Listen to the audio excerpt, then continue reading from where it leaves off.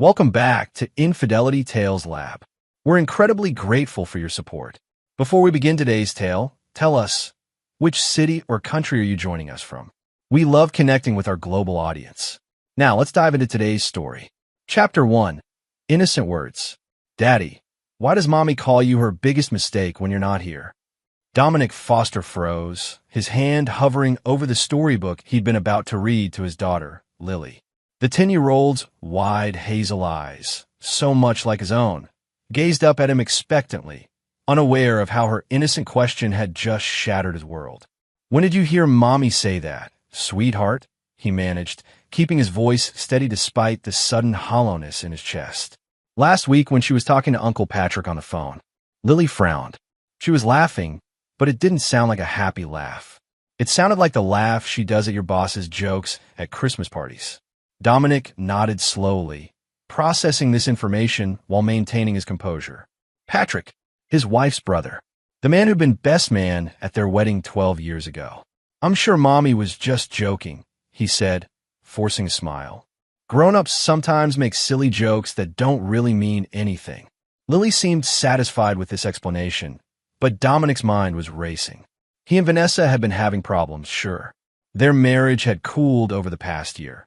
Physical intimacy had become rare, conversations superficial. He'd attributed it to the stress of his new position at the architectural firm and her promotion to hospital administration. They were both busy, tired. It was just a phase. But biggest mistake. After finishing Lily's bedtime story and kissing her goodnight, Dominic made his way downstairs. The house was quiet. Vanessa was working late again, the third time this week. She'd texted that a budget crisis needed her immediate attention. He poured himself 2 fingers of bourbon and sat in the darkness of their kitchen. The home they'd rebuilt together after the fire 5 years ago, when they'd lost almost everything. The insurance had barely covered half the reconstruction costs, but they'd pushed through, taking out loans, working overtime. Vanessa had been his rock then. What had changed? Dominic took a long sip, remembering how they'd met 15 years ago. He'd been finishing his architectural degree, working nights as a bouncer at a downtown club. Vanessa, a stunning pre-med student with ambition that matched his own, had walked past the line with her friends. Their eyes had met, and something had clicked. 3 years later, they were married. Their early years had been a struggle, but filled with love. They'd scrimped and saved, supported each other through career setbacks and triumphs. When Lily was born, he'd thought their bond unbreakable. He glanced at the time, 11:42 p.m. Vanessa had said she'd be home by 10. Dominic pulled out his phone, intending to call her, then stopped. Instead, he opened their shared family location app. The dot representing Vanessa's phone wasn't at St. Mary's Hospital. It was across town, in a residential neighborhood he didn't recognize. Something cold settled in his stomach. Rather than confronting her immediately, Dominic decided to wait and watch. He needed more information before jumping to conclusions. Maybe there was an innocent explanation. A colleague's house for an emergency meeting. A friend in need. The front door opened at 12:37 a.m. Vanessa entered, looking tired but strangely energized. Her dark hair was slightly disheveled, her lipstick faded. Budget crisis resolved? Dominic asked casually. Vanessa startled slightly. Oh, you're still up? Yes, finally. Thompson was being impossible about the radiology department allocations. She set down her purse and kicked off her heels. I'm exhausted. Going to take a quick shower and crash. Dominic nodded, noting how she avoided his eyes. I'll be up in a few. After her shower, Vanessa was already pretending to be asleep when he entered their bedroom. Dominic lay beside her, staring at the ceiling, listening to her breathing pattern, too irregular for someone truly asleep. The next morning, while Vanessa took Lily to school, Dominic called his office and took a personal day. For the first time in their marriage, he decided to do something he'd never considered before: investigate his wife. He started with their shared laptop. Vanessa rarely deleted her browsing history. They'd never had secrets before. What he found made his blood run cold. Searches from the past 3 months. How to file for divorce in Illinois. Hidden assets during divorce. How to get full custody in divorce. Divorcing a controlling husband. Dominic sat back, stunned. Controlling?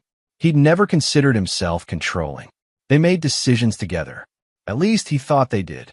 Further searches revealed visits to apartment rental sites, consultations with divorce attorneys, and most disturbing of all, searches about moving out of state with a child after divorce. She was planning to take Lily. Fighting the urge to confront her immediately, Dominic dug deeper. Their banking records showed something even more alarming. Vanessa had been siphoning money from their joint account into a private account he knew nothing about. Small amounts at first, then larger sums. Over $40,000 had disappeared in the past 6 months. Money they'd been saving for Lily's college. Money they discussed investing in their future together.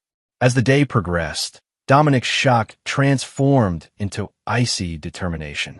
He needed to understand the full scope of her betrayal before making his next move. Because now, it wasn't just about their marriage. It was about protecting his daughter and everything he'd worked for. His phone pinged with a location alert. Vanessa had left work early. Again, her location showed somewhere other than the hospital. This time, he decided to see for himself. Chapter 2. The Unraveling. The residential address where Vanessa's phone had been locating belonged to a modern townhouse in an upscale neighborhood. Dominic parked his car at a discreet distance and waited. At 4:37 p.m., his wife emerged from the front door. She wasn't alone. The air left Dominic's lungs as he watched his brother, Neil, follow her outside.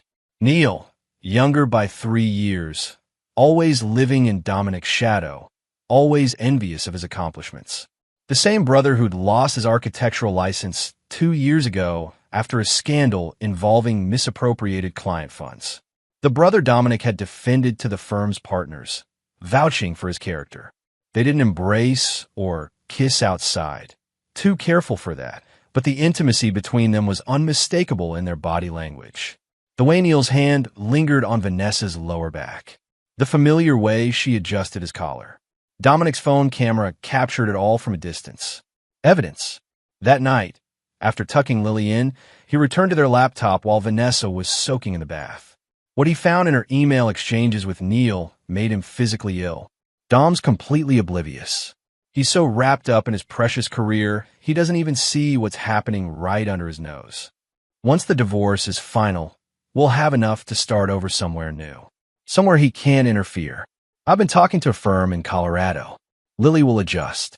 Children are resilient. And honestly, she needs a father figure who's actually present. The messages dated back 14 months, around the time Neil had come to stay with them after losing his license and apartment. Dominic had offered his brother a place to stay while he got back on his feet.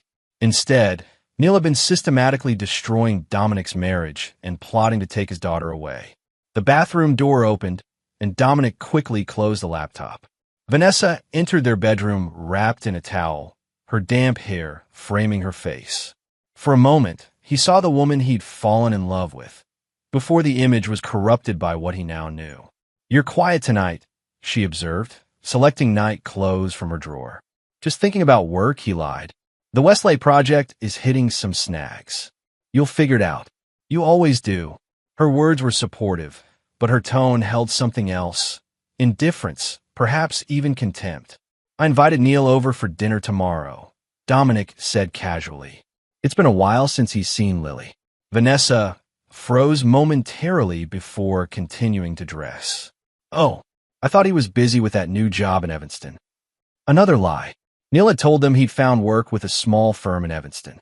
The truth, as Dominic had discovered today, was that Neil wasn't employed at all. He was living off money Vanessa had been funneling to him. Their money. "He said he could make time," Dominic replied. "Family's important, right?" Vanessa smiled tightly. "Of course. I'll pick up some steaks on my way home." That night, Dominic lay awake beside his sleeping wife, formulating his plan. Confronting them immediately would be satisfying, but strategically unwise. They'd clearly been planning this for months. He needed time to protect himself, to protect Lily. The next day, Dominic met with a divorce attorney of his own, Maxwell Sloan, a shark known for his ruthless efficiency. Sloan listened carefully to Dominic's situation, reviewing the evidence he'd gathered. "They've given you a significant advantage by plotting this while still in the marital home. Using shared resources, Sloan explained. The financial diversion alone is actionable. But we need more. What do you suggest? Dominic asked. Don't confront them. Not yet. Document everything. Get access to all financial records. If they've been careless enough to leave these trails, there may be more we can use. Sloan leaned forward. How much do you want to fight for? Everything. Dominic replied without hesitation. My daughter. My home. Everything I've built. Then we need to be methodical and patient. Sloan outlined a strategy that made Dominic's stomach turn, but he recognized its effectiveness. For the next 6 weeks, Dominic lived a double life.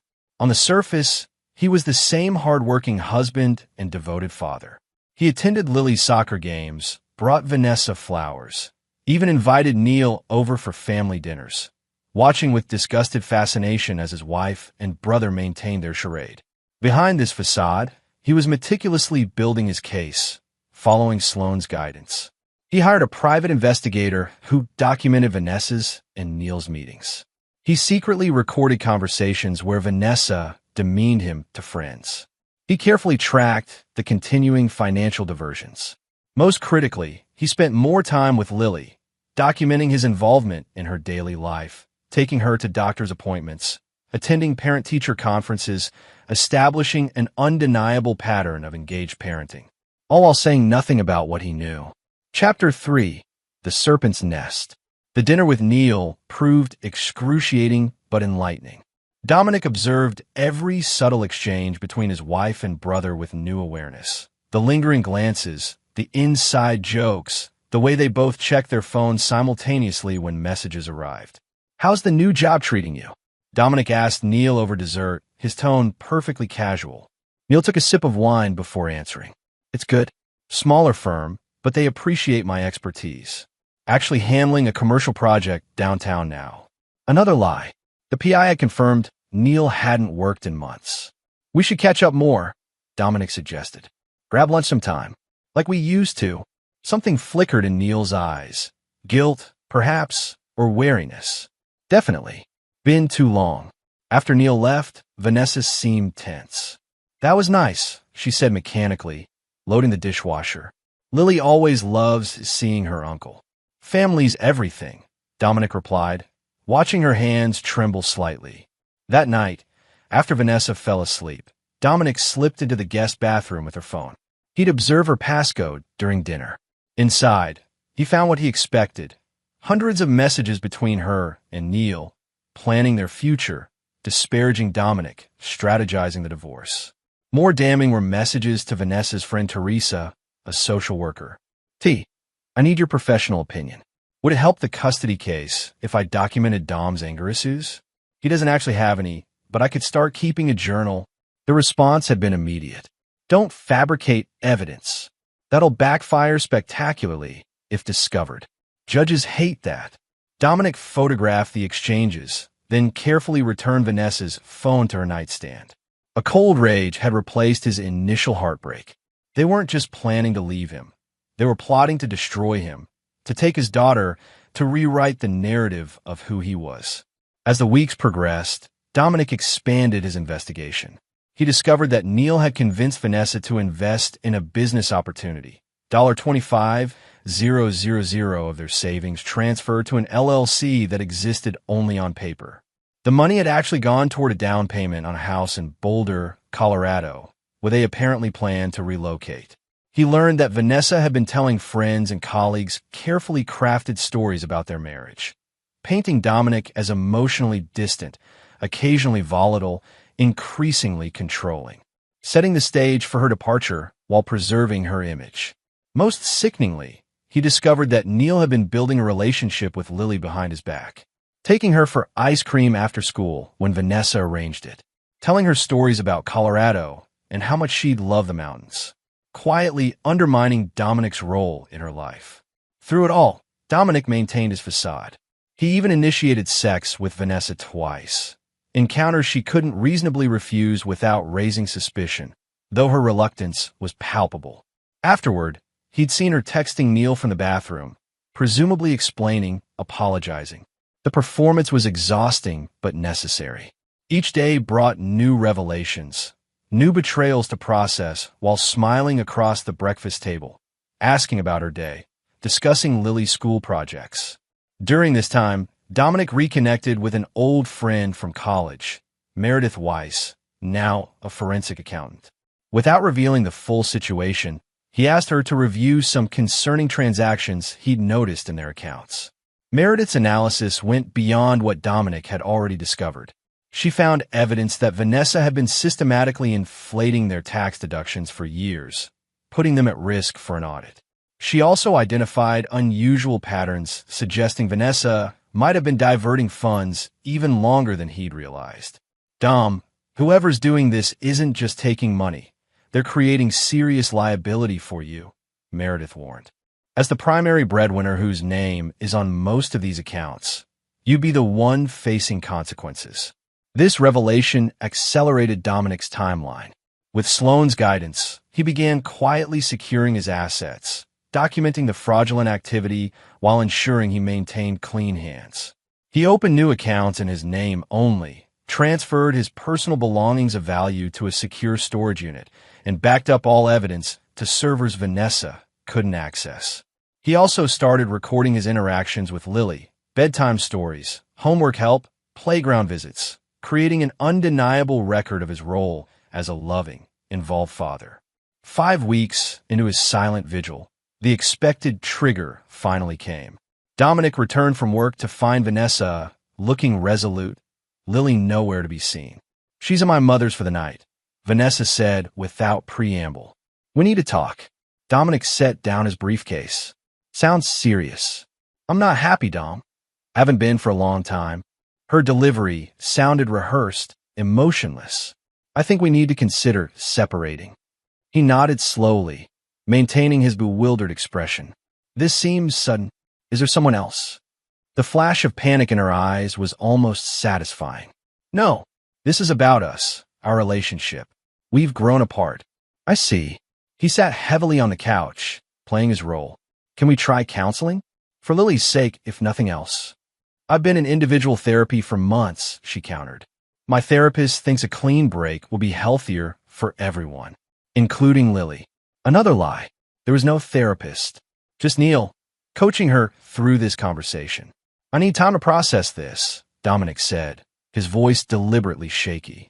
Vanessa nodded, her rehearsed compassion almost convincing. "Take whatever time you need, but I've made my decision." 1 week later, right on schedule, Dominic was served divorce papers at his office, timed, he was certain, to maximize his professional embarrassment. The petition painted him as a neglectful husband and father, requested primary custody for Vanessa with reasonable visitation for him, and demanded substantial alimony despite her comparable salary. That evening, following Sloane's instructions, Dominic didn't return home. Instead, he checked into a hotel and waited for the panic calls from Vanessa. "Where are you?" "Lily's asking for you," she demanded when he finally answered. "I needed space after being blindsided today," he replied calmly. "The allegations in those papers, they're not just seeking divorce, Vanessa. They're character assassination." "Don't be so dramatic," she snapped. "It's standard language." "Is asking for full custody of our daughter standard language?" Her voice softened to the manipulative tone he now recognized. "Dom, be reasonable. With your work schedule, you know Lily needs stability." "We'll see what the judge thinks," he answered before hanging up. The next morning, Dominic arrived at the offices of Harwood and Sloane with a thumb drive containing 6 weeks of meticulously gathered evidence. Maxwell Sloane reviewed it with increasing interest. "They made a critical error serving you first with these outlandish claims," Sloane noted. "It gives us the perfect opening for our counterpetition." Dominic nodded grimly. "When do we file?" "Tomorrow morning. I want Vanessa's lawyer to have exactly 1 day to feel smug." Sloane's thin smile held no warmth. "By this time tomorrow, he'll be physically ill when he sees what's coming." Chapter 4, Counterstrike. Dominic watched from across the street as a courier delivered their counterpetition to the offices of Gregory Walsh, Vanessa's attorney. Through the glass frontage, he could see the moment the documents were handed to Walsh himself, a florid man with an expensive suit and a reputation for showmanship rather than substance. The initial filing had been calculating in its timing. Sloan had arranged for it to arrive at 4:45 p.m. on Friday, giving Walsh just enough time to review the explosive contents, but not enough time to formulate a coherent response before the weekend. Dominic's counterpetition wasn't just a response. It was a comprehensive dismantling of Vanessa's narrative. It included forensic financial reports documenting Vanessa's systematic diversion of marital assets, timestamped location data showing her whereabouts during claimed work emergencies, transcripts of recorded conversations between Vanessa and friends discussing her plans, text and email exchanges between Vanessa and Neil dating back 14 months, documentation of fraudulent tax filings that put the family at legal risk, evidence of Vanessa and Neil's planned relocation to Colorado, a child psychologist's preliminary assessment of Lily's strong attachment to Dominic, character statement from Lily's teachers, coaches, and parents of her friends attesting to Dominic's active involvement in her life. Most devastating was the inclusion of timestamped video showing Neil and Vanessa discussing their plans to make Dom look unstable to strengthen their custody case. As expected, Walsh called Sloan within 30 minutes of receiving the counterpetition. "Your client has been conducting illegal surveillance," Walsh blustered, his voice so loud that Dominic could hear him through Sloan's speakerphone. "My client has been documenting activities occurring in his own home, on devices purchased with marital funds, and in public spaces," Sloan replied coolly. "Nothing illegal about that, Greg. These accusations are fully supported by evidence, unlike the fictional narrative in your filing." Sloan's tone remained measured. "I suggest you advise your client to withdraw her petition before this becomes even more embarrassing. This is harassment." "No, Greg. Harassment would be releasing the recording where your client discusses fabricating abuse allegations with her paramour, who happens to be my client's brother. That would be harassment." Sloan paused. "And possibly criminal." The line went silent before Walsh spoke again, his voice noticeably subdued. "I'll need to consult with my client." "Of course. We'll expect your response by Monday noon." Sloan ended the call and turned to Dominic. "Now we wait." The weekend passed in excruciating slowness. Dominic remained at his hotel, fielding increasingly frantic texts and calls from Vanessa. "We need to talk. This is getting out of hand. Think about what this will do to Lily." He responded minimally, following Sloan's advice. "All communication should go through our attorneys now." On Sunday evening, Neil called. Dominic let it go to voicemail. "Dom, it's me. Look, things have gotten complicated, but we're still brothers. There are two sides to every story. Call me back, man. We can work this out without destroying the family." Dominic listened to the message twice, marveling at his brother's audacity.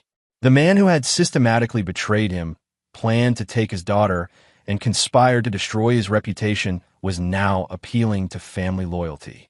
Monday arrived with the expected call from Sloan. Walsh wanted a meeting. Off the record, all parties present. Sloan sounded satisfied. "They're scared." Good. Dominic had moved beyond anger to a cold, focused clarity. "When?" "Tomorrow morning." "My office." Sloan paused. "You should know. They've asked if Neil can attend." Dominic considered this. "Perfect. I want to see his face." The meeting was set for 10 a.m. Dominic arrived early, dressed in his best suit, projecting calm authority despite the storm of emotions beneath. Sloan greeted him with uncharacteristic warmth. "Remember, no matter what they say or how they try to provoke you, maintain your composure," Sloan advised. "Your self-control is your greatest weapon now." At precisely 10, Walsh arrived with Vanessa and Neil in tow. Vanessa looked like she hadn't slept, her usual polished appearance frayed at the edges. Neil couldn't meet Dominic's eyes. "Before we begin," Walsh started, "I want to emphasize that this is an informal discussion. Nothing said here is binding." "Understood," Sloan replied. "Though I should mention that my client has authorized me to record this meeting for his records." Walsh looked uncomfortable but nodded. They settled around the conference table, Dominic and Sloan on one side, the others facing them. "Mr. Foster," Walsh began, addressing Dominic directly, Despite the contentious nature of the current filings, we believe there's still opportunity for an amicable resolution. Dominic remained silent, waiting. My client is willing to withdraw certain claims in her petition in exchange for a more equitable distribution of assets and a reasonable custody arrangement. Sloan smiled thinly. Define equitable and reasonable. Walsh cleared his throat. 50-50 asset division and joint custody, with Lily's primary residence remaining with her mother. No. Dominic spoke for the first time, his voice steady. Vanessa leaned forward. Dom, be sensible. This fighting isn't good for anyone, especially Lily. You should have considered that before you and my brother planned to take her to Colorado. Dominic's gaze was unflinching. Before you diverted our daughter's college fund. Before you discussed fabricating abuse allegations. Neil finally spoke. It wasn't like that, Dom. You're twisting things. Am I? Dominic slid a folder across the table. These are transcripts of your conversations. Verbatim. Page 16 might interest you particularly. Walsh intercepted the folder, scanning the contents with increasing alarm. He whispered something to Vanessa, whose face blanched. Here's what's going to happen, Dominic continued calmly. Vanessa will withdraw her petition entirely. We will file an uncontested divorce with terms that I dictate. I will retain primary custody of Lily. Vanessa will have visitation rights contingent upon her remaining within 50 miles of our current residence. That's outrageous, Walsh sputtered. I'm not finished. Dominic's voice remained measured. Vanessa will return all diverted funds to our joint accounts before distribution. She will assume full responsibility for any tax liabilities resulting from her fraudulent filings. And she will relinquish any claim to our home. Or what? Vanessa demanded, color returning to her face. Or we proceed to court with the full evidence package. Dominic gestured to the much thicker folder Sloan placed on the table, including the criminal implications. You put Lily through that, Vanessa challenged. I'm protecting Lily, Dominic corrected. From parents who conspire to use her as a pawn. From a mother willing to fabricate abuse allegations. From an uncle who encourages her mother to commit fraud. Neil stood abruptly. This is bullshit. You can't prove. Actually, Sloan interjected, we can prove all of it. The question is whether we need to do so publicly. The implied threat hung in the air. Walsh whispered urgently to Vanessa, who appeared increasingly distressed. You have until Friday to accept these terms, Dominic concluded, standing.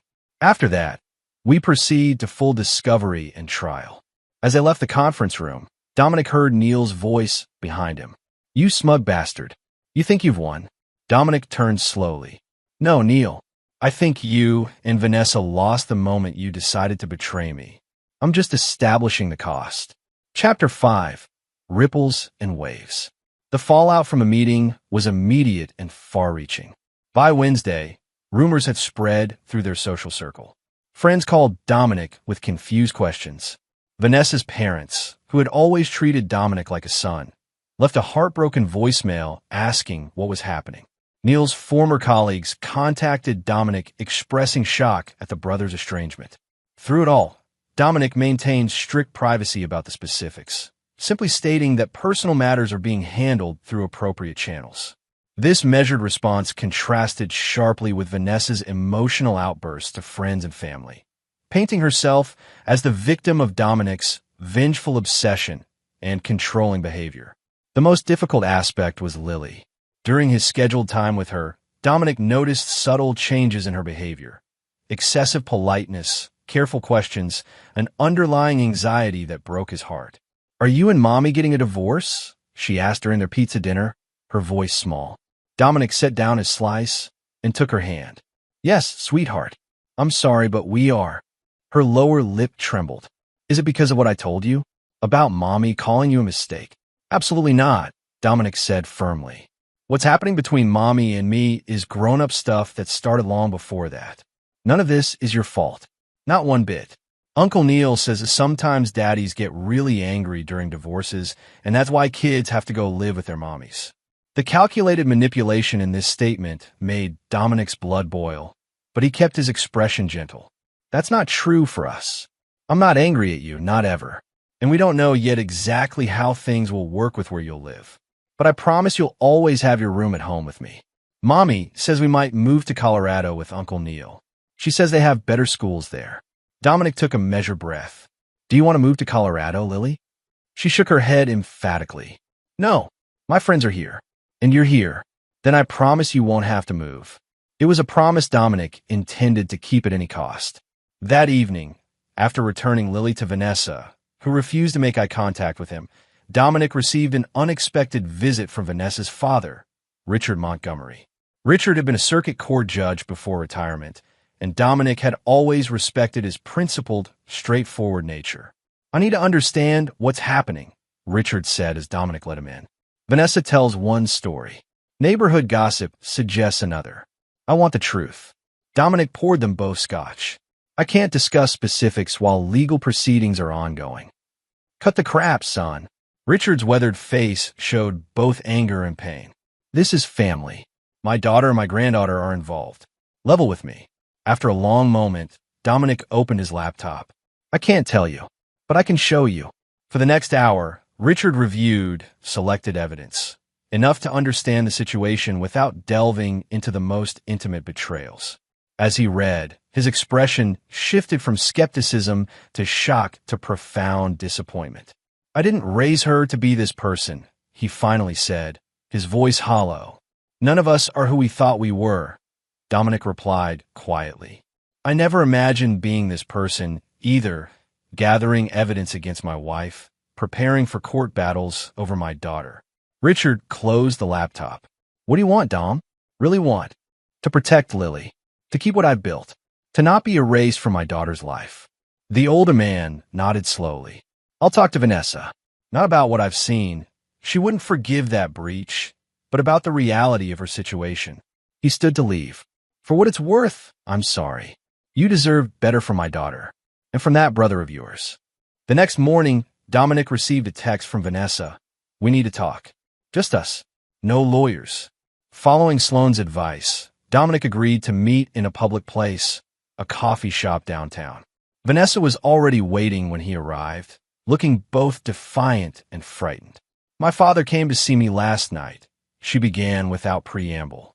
Dominic sipped his coffee. He came to see me too.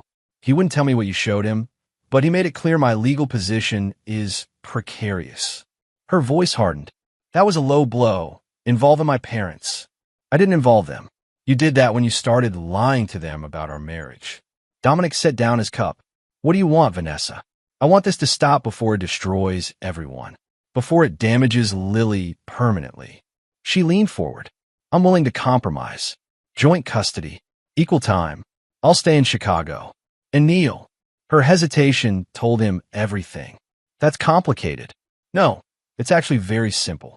Dominic's voice remained calm. You chose my brother over our family. You plotted to take my daughter across the country. You stole from our accounts. You considered fabricating abuse allegations. Those decisions have consequences. You're punishing me for falling in love, Vanessa countered. I'm holding you accountable for betrayal, theft, and conspiracy. Dominic stood. The terms I offered remain on the table until tomorrow. After that, we proceed to court. You'll regret this, Dom. Her voice trembled with rage. You think you have it all figured out, but you haven't seen what I'm capable of when cornered. Dominic looked at her, truly looked at the woman he'd loved for 15 years, the mother of his child, and felt nothing but a profound, aching sadness. That's where you're wrong, Vanessa. I've seen exactly what you're capable of. That's why we're here. Friday morning brought no acceptance of terms. Instead, Dominic received news from Sloane that Vanessa had fired Walsh and hired Belinda Morris, a notoriously aggressive divorce attorney known for her scorched earth approach. They're choosing war, Sloane confirmed, sounding almost pleased at the challenge. Morris has requested an emergency hearing for temporary custody, claiming you've been intimidating and coercing Vanessa. Dominic wasn't surprised. What's our count to move? We were prepared for this. The judge assigned to your case is Eleanor West. She has zero tolerance for false allegations or parental alienation. We file our full evidence package this afternoon. Request a guardian ad litem for Lily immediately. and move for temporary primary custody for you based on Vanessa's demonstrated intent to relocate the child without consent. By Friday evening, the battlefield was set. What had begun as a private betrayal was about to become a public spectacle, exactly what Dominic had hoped to avoid for Lily's sake. As he was preparing dinner for himself in the quiet of his hotel room, his phone rang with an unfamiliar number. "Mr. Foster? This is Detective Laurel Martinez with Chicago PD. We need to discuss a complaint that's been filed against you." Chapter 6, Darkness Visible. Complaint, Dominic repeated, his mind racing through possibilities. "Yes, sir." Allegations of threatening behavior and harassment. Detective Martinez explained. "Standard procedure is to discuss this in person. Are you available to come to the station tomorrow morning?" Dominic immediately called Sloan, who arranged for a criminal defense attorney, Victoria Chun, to accompany him. "This is a classic desperation move," Chun explained as they drove to the police station the next morning. "Your wife's new attorney likely suggested filing a police report to support their emergency custody petition. Creates a paper trail they can reference even if the complaint goes nowhere." Detective Martinez turned out to be a sharp-eyed woman in her 40s who seemed unimpressed by the situation. "I'll be direct, Mr. Foster. Your wife claims you've been sending threatening messages, surveilling her movements, and creating a climate of fear that's affecting your daughter." Victoria Chin spoke before Dominic could respond. "My client categorically denies these allegations.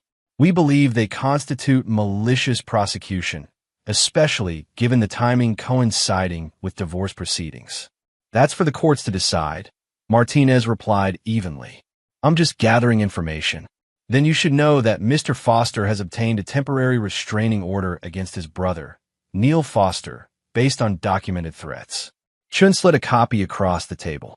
"Additionally, Mrs. Foster has been systematically diverting marital assets and planning to leave the state with their daughter, as evidenced by these financial records and communications." Martinez reviewed the documents with a neutral expression. "This is messy. Divorce often is," Chin agreed. "But only one party here has actual evidence supporting their claims." After 2 hours of questioning and statement-taking, Martinez concluded the interview. "Based on what I've seen, we're not pursuing charges at this time. This appears to be a civil matter for family court." Outside the station, Dominic exhaled heavily. "Thank you." Chin nodded briskly. "They were fishing, hoping you'd say something incriminating. But this isn't over. Expect more tactics like this." She was right. Over the next 2 weeks, as the initial hearing approached, Dominic weathered a storm of escalating attacks. Vanessa changed the locks on their home, forcing him to get a court order for access to his own possessions. Neil filed a countersuit claiming Dominic had defamed him to professional contacts. Anonymous calls were made to Dominic's firm, suggesting he was misusing company resources for personal vendettas. Lily's school received a letter questioning Dominic's emotional stability around children. Most disturbingly, Lily reported during their visitation that Mommy and Uncle Neil say you're sick in your head and need special medicine to not be angry all the time. This parental alienation crossed a line that Dominic couldn't tolerate. That evening, he activated the final phase of his plan, one he'd hoped wouldn't be necessary. First, he contacted Richard Montgomery again. "They're poisoning Lily against me. I need your help." Richard, devastated by his daughter's actions, agreed to testify if needed about her statements and behavior. As a respected former judge, his testimony would carry significant weight. Next, Dominic reached out to Meredith Weiss, who had continued investigating Vanessa's financial activities. What she'd uncovered was worse than expected.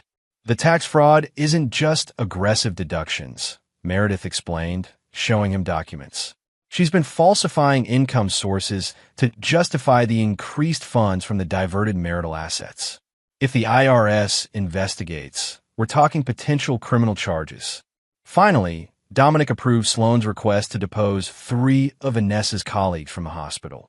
Individuals who had received the anonymous concerned emails about Dominic's mental state, supposedly from other staff members, but actually traced back to Neil's laptop. The depositions revealed something unexpected. Vanessa had been falsifying portions of her work history. Her promotion to hospital administration had actually been a lateral move following complaints about missing prescription medications from her department, complaints that had been quietly resolved without formal charges. Armed with this new information, Sloan filed an amended petition requesting immediate primary custody for Dominic, supervised visitation only for Vanessa, a psychiatric evaluation of both Vanessa and Neil, freezing of all remaining joint assets, an expedited trial date. The evening before the emergency hearing, Dominic received a call from an unexpected source, Gregory Walsh, Vanessa's former attorney. "I shouldn't be calling you," Walsh began, sounding troubled. "But there are ethical lines I won't cross, even for clients."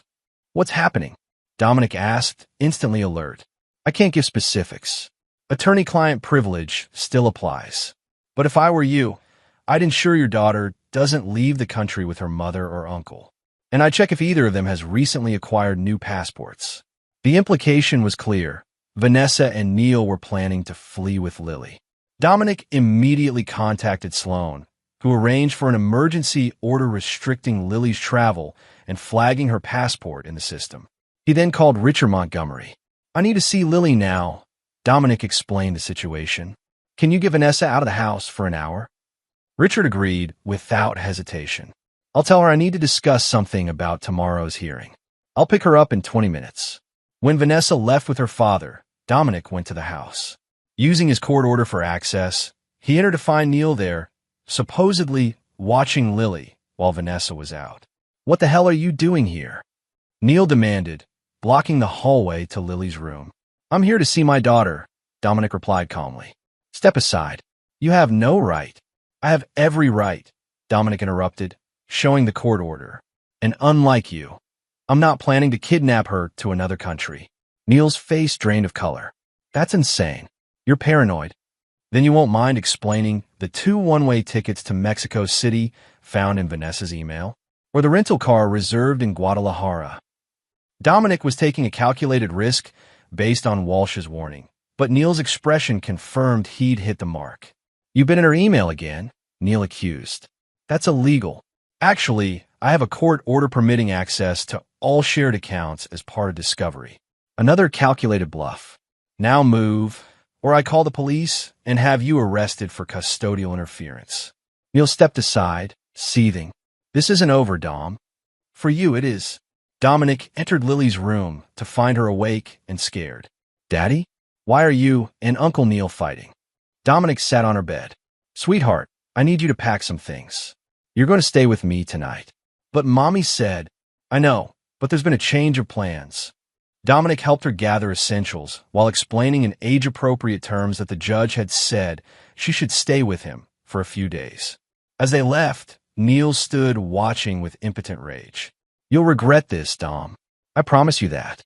"Take it up with the judge tomorrow," Dominic replied, ushering Lily to his car. That night, safely in Dominic's hotel suite, Lily finally relaxed enough to reveal what had been planned. "Mommy and Uncle Neil said we were going on a special vacation tomorrow. Just the 3 of us.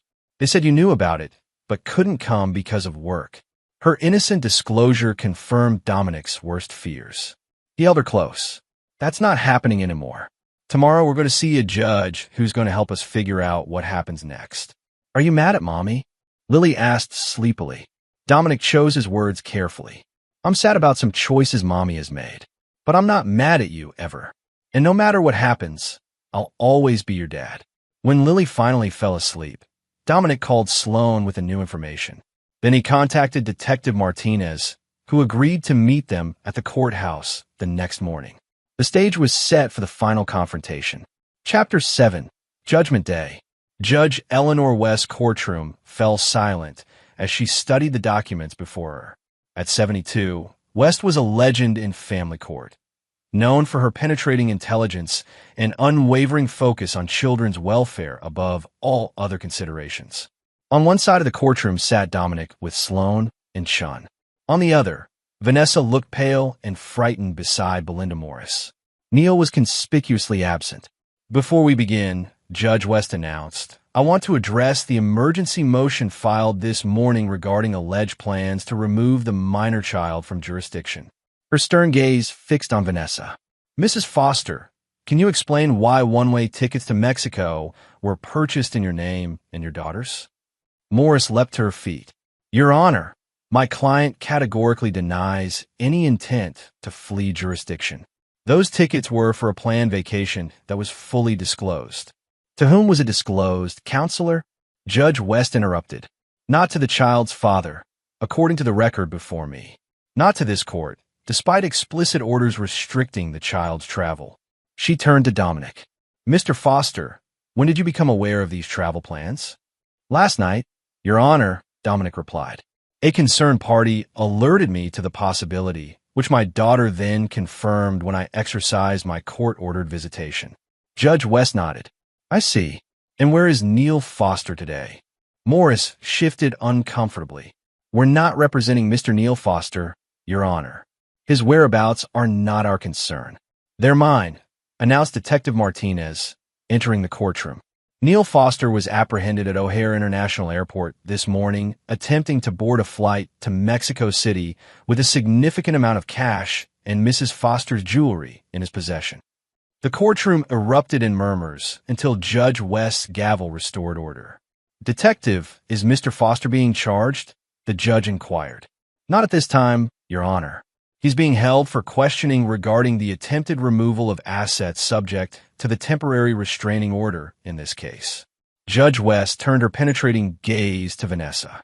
Mrs. Foster, were you aware of your brother-in-law's travel plans? Vanessa glanced desperately at her attorney before responding.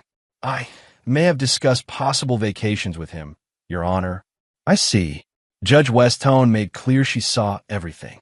In light of these developments, I'm prepared to rule on the emergency motions before me. What followed was a systematic dismantling of Vanessa's position. Judge West granted Dominic temporary full custody, restricted Vanessa to supervised visitation, ordered psychological evaluations for both Vanessa and Neil, and froze all remaining assets pending final judgment. Furthermore, she concluded, I am deeply troubled by evidence of attempted parental alienation and potential flight risk. Mrs. Foster will surrender her passport and that of the minor child to the court immediately. The court will also appoint a guardian ad litem to represent the child's interests going forward. As the hearing concluded, Dominic felt no triumph. Only relief that Lily was safe and the worst of Vanessa's and Neil's schemes had been thwarted. Outside the courtroom, Morris approached Sloan and Dominic. My client is prepared to discuss settlement terms. Sloan smiled thinly. I believe your client's negotiating position has been somewhat compromised today. Perhaps, Morris conceded, but a protracted court battle benefits no one, especially not the child. Dominic considered this. Despite everything, she was right about one thing. Continuing this war would only cause more trauma for Lily. Have your client meet mine tomorrow, Sloan replied. We'll discuss possibilities. That evening, as Dominic helped Lily with her homework in their hotel suite, soon to be exchanged for their home, which the court had granted him exclusive use of pending final judgment, his phone rang with Richard Montgomery's number. Dominic, I'm with Vanessa, Richard said, his voice heavy. She wants to talk. Not about the case. Morris would have a fit, but as Lily's parents. Would you be willing? After ensuring Lily was settled with a movie and room service dinner, Dominic met Vanessa and her father at a quiet restaurant near the hotel. She looked exhausted, defeated. I know you hate me, she began. I don't hate you, Dominic replied honestly. I don't recognize you anymore, but I don't hate you. What happened today? She stopped, recalibrating. Neil was acting on his own. I never agreed to him taking those things. Dominic didn't believe her, but arguing would serve no purpose. Why did you want to talk? For Lily.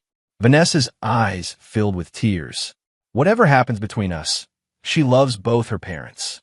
I don't want her growing up in a war zone. Neither do I, Dominic agreed. But that requires truth, Vanessa. No more manipulation. No more poisoning her against me. I can change, she insisted. I've realized how far things went off track, how much I've lost. She reached for his hand, which he carefully moved away. We could try again, Dom. For Lily's sake. Richard looked pained at his daughter's transparent attempt at manipulation, but remained silent. No, Vanessa, Dominic said quietly. That's not happening. But we can try to be decent co-parents if you're genuinely willing. She withdrew, mask slipping to reveal a flash of cold anger before smoothing into resignation. Then I want a fair settlement. One that acknowledges my contributions to our marriage. That's between the lawyers now, Dominic replied, standing. But if you're sincere about Lily's welfare, demonstrate it. Stop the alienation attempts. Commit to staying in Chicago. Take responsibility for your actions. As he left, Richard followed him outside. She's still my daughter, and I love her, the older man said. But she needs consequences. Don't let her manipulate you into concessions she doesn't deserve. I won't, Dominic promised. But Lily deserves parents who can at least be civil to each other. The next day, the settlement discussions began in earnest. With her position severely weakened, Vanessa agreed to terms far closer to Dominic's original demands. Primary physical custody to Dominic, with Vanessa receiving regular visitation. Joint legal custody with a tie-breaking provision giving Dominic final say in cases of disagreement. A requirement that Vanessa remain within 50 miles of Chicago while Lily was a minor. No alimony. Division of assets accounting for Vanessa's prior diversion of funds. Dominic retaining the family home. Both parents required to attend co-parenting counseling. The most difficult issue remained Neil. Vanessa insisted she should be free to maintain whatever relationship she chose with him, while Dominic was adamant that Neil's influence not extend to Lily. He deliberately undermined my relationship with my daughter, Dominic argued during a particularly heated negotiation session. He conspired to take her out of the country illegally. He cannot be part of her life. The compromise, reluctantly accepted by Vanessa, was that Neil would have no contact with Lily without Dominic's express written permission, a provision that could be revisited after 2 years if Neil completed therapy and demonstrated changed behavior. By the end of the week, the settlement was finalized. What had begun as a vicious court battle ended with signatures on documents and the formal dissolution of a 15-year marriage. As Dominic signed the final page, he felt no sense of victory, only the weight of what had been lost and the responsibility of what remained, raising Lily in the aftermath of this upheaval. Chapter 8: Aftershocks. 3 months after the divorce was finalized, Dominic and Lily had established a new routine in their home. The initial transition had been difficult. Lily's confusion and emotional volatility required patience and consistency, but gradually, stability returned. Vanessa maintained her visitation schedule with surprising reliability. The supervised visits had been lifted after her psychological evaluation found no immediate concerns, though the therapist noted narcissistic tendencies and difficulty accepting responsibility for her actions. Neil had left Chicago after the court proceedings, reportedly moving to Seattle. He and Dominic had not spoken since the confrontation in their home the night Dominic took Lily to safety. Professional consequences had emerged for both Vanessa and Neil. The hospital administration, concerned about potential liability from Vanessa's documented pattern of deception, had placed her on probationary status. Neil, whose architectural license was already compromised, found himself essentially unemployable in the Midwest after word of his behavior spread through professional circles. Dominic himself faced challenges rebuilding. Though his firm had supported him through the divorce crisis, the emotional toll had affected his work. He took a brief sabbatical to focus on Lily and his own recovery, working with a therapist to process the betrayal and forge a path forward. Most surprising was the realignment of relationships around them. Vanessa's parents, Richard and Margaret, maintained their close relationship with Dominic and Lily, often visiting for Sunday dinners. Initially to Vanessa's fury, though she eventually accepted the reality that her parents refused to sever ties with their granddaughter or former son-in-law. Friends had similarly redistributed their loyalties, many shocked by the revelations about Vanessa's and Neil's behavior. Some mutual friends pulled away from both Dominic and Vanessa, uncomfortable with taking sides. Others rallied around Dominic, offering support and practical help with Lily. Meredith Weiss, whose forensic accounting had proved crucial to Dominic's case, became a particularly close friend. Her intelligence and straightforward manner provided a refreshing contrast to the emotional chaos of the past year. Though Dominic wasn't ready for any romantic involvement, her presence in his and Lily's life became a source of stability. 6 months after the divorce, Dominic received an unexpected email from Neil. "Dom, I've been in therapy. Part of my recovery is making amends where possible.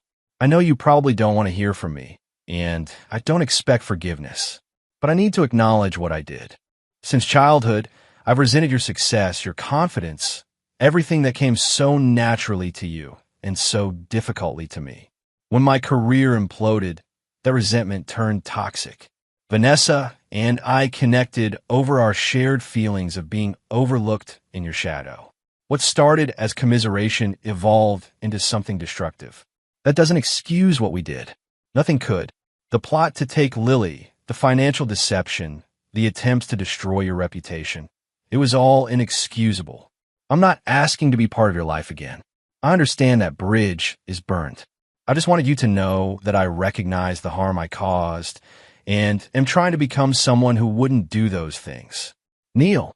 Dominic read the email multiple times, emotions cycling between anger, skepticism, and a small, unexpected flicker of relief that his brother acknowledged the reality of what had happened. He saved the email, but didn't respond.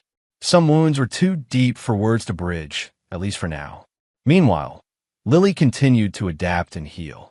With the help of her therapist, she gradually came to understand the situation in age-appropriate terms. The parental alienation attempts had largely failed. Her natural bond with Dominic had proven resilient against Vanessa's and Neil's manipulations. One evening, as Dominic tucked her in, Lily asked a question that caught him off guard.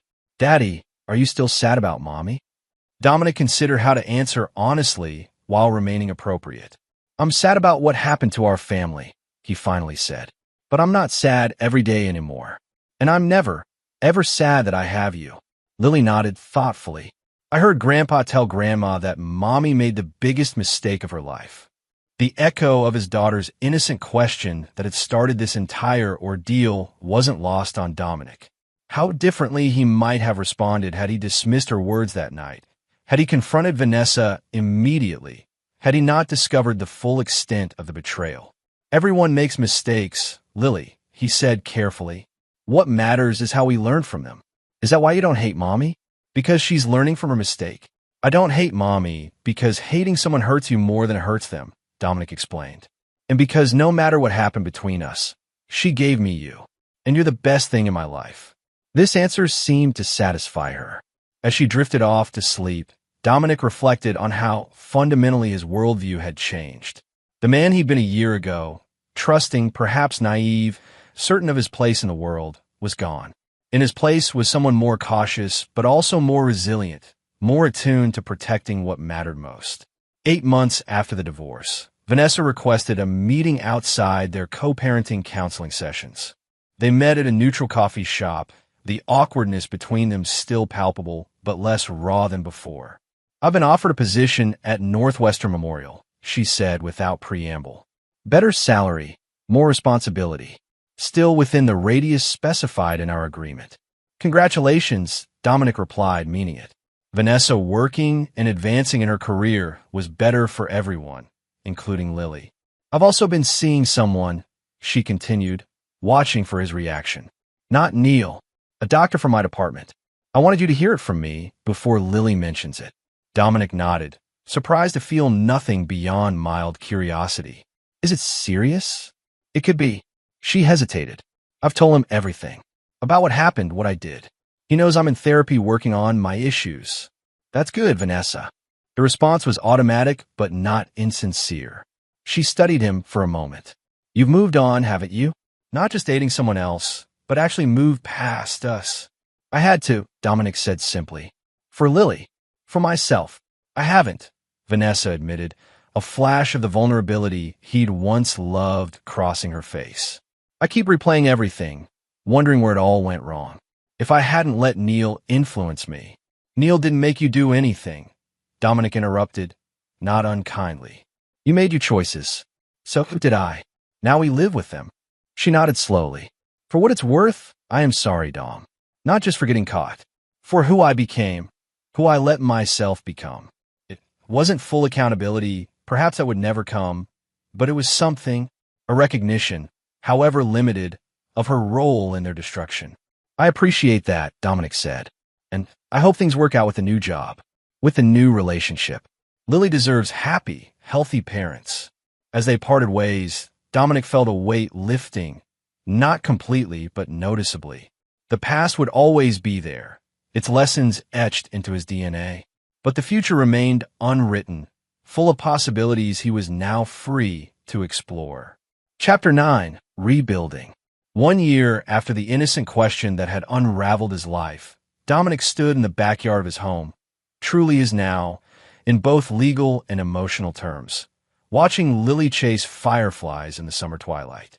Her laughter, once rare in the aftermath of a divorce, had returned in full force, a testament to children's remarkable resilience when provided stability and love. The year had brought unexpected developments. Dominic's career had not just recovered but flourished. His firm had made him a full partner, impressed by his handling of professional responsibilities despite personal turmoil. The promotion came with greater creative control and financial security that benefited both him and Lily. Vanessa had settled into her new position at Northwestern Memorial and maintained consistent, if somewhat formal, co-parenting cooperation. Her relationship with the doctor had progressed to engagement, which had initially triggered some confusion for Lily, but had ultimately provided additional stability in her mother's household. Neil remained in Seattle, sending occasional updates on his therapy progress and career rebuilding efforts. Dominic had finally responded to one such email with a brief but civil message, not offering forgiveness, but acknowledging Neil's efforts to change. For Lily's sake, he was willing to leave the door slightly ajar for eventual reconciliation, though true trust seemed impossible to restore. Most significantly, Dominic's friendship with Meredith had evolved gradually into something deeper. They had moved cautiously, both aware of the delicate balance required when children were involved. Lily, after initial wariness, had warmed to Meredith's straightforward kindness and genuine interest in her world. Tonight, they were hosting a small gathering. Meredith, Richard and Margaret Montgomery, and a few close friends who had stood by Dominic through the worst of times. It was a celebration of sorts, marking not just the year's passage, but the construction of a new life from the rubble of the old. As guests arrived and conversation flowed, Dominic found himself on the deck with Richard, watching as Meredith helped Lily capture fireflies in a jar, explaining how they produce their light. "She's good with Lily," Richard observed. "She is," Dominic agreed. "Patient, honest, no games." The older man nodded. "You know, when Vanessa was a child, I worried constantly about protecting her from harm. I never considered I should worry about the harm she might cause." He sighed. "Parents want to believe the best of their children." "Understand that now," Dominic said, watching Lily's joy as a firefly lit up in her jar before she released it. "There's nothing I wouldn't do to protect her." "You already proved that," Richard reminded him, "when it mattered most." The evening progressed with easy conversation and shared meals, so different from the tense family gatherings of the marriage's final years. As twilight deepened into night, Lily fell asleep on the porch swing, exhausted from play and excitement. Dominic carried her upstairs to bed, this routine now a cherished anchor in both their lives. As he tucked her in, Lily stirred slightly. "Daddy," she murmured sleepily. "Yes, sweetheart. Are you happy now?" The question, like so many from children, cut straight to the heart of things. Dominic considered it seriously. "Yes," he answered truthfully. "I am happy now." "Me too," Lily whispered before drifting back to sleep. Downstairs, the gathering was winding down. Meredith lingered, helping clear dishes and put away leftovers with the comfortable familiarity of someone finding their place. "Penny for your thoughts," she said, noticing Dominic's contemplative mood. "Just thinking about how different everything is from a year ago," he replied. "How completely life can change from a single question." "For better and worse," Meredith agreed. "Though I have to say, from my perspective, some good came from it all." She smiled, the directness that had first drawn him to her evident in her gaze. "Definite bright spots," Dominic concurred, pulling her close. Later, after Meredith had gone home, they were taking this new phase slowly, mindful of Lily's adjustment. Dominic sat alone on his deck. The night was clear, stars visible despite the city lights, a reminder of how beauty persisted even in darkness. He thought about the journey of the past year, from betrayal to survival to rebuilding. The pain hadn't disappeared entirely. It had transformed into something else. Wisdom, perhaps, or simply a deeper appreciation for genuine connection. His phone buzzed with a text from Vanessa. Lily forgot her science project materials here. I could drop them off tomorrow before school. A year ago, such a message would have triggered a cascade of emotions. Anger, suspicion, hurt. Now it was simply co-parenting logistics. Progress. Dominic typed a brief reply. Thanks. We'll be ready at 7:30. He set the phone down, gazing up at the stars. The question that had started everything. Daddy, why does Mommy call you her biggest mistake when you're not here? No longer held power over him.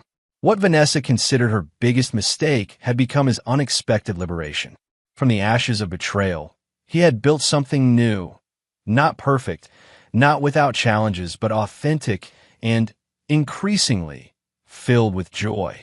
As he finally went inside, locking up the home that sheltered his sleeping daughter, Dominic recognized that true revenge hadn't come from the legal victories or the exposed deceptions.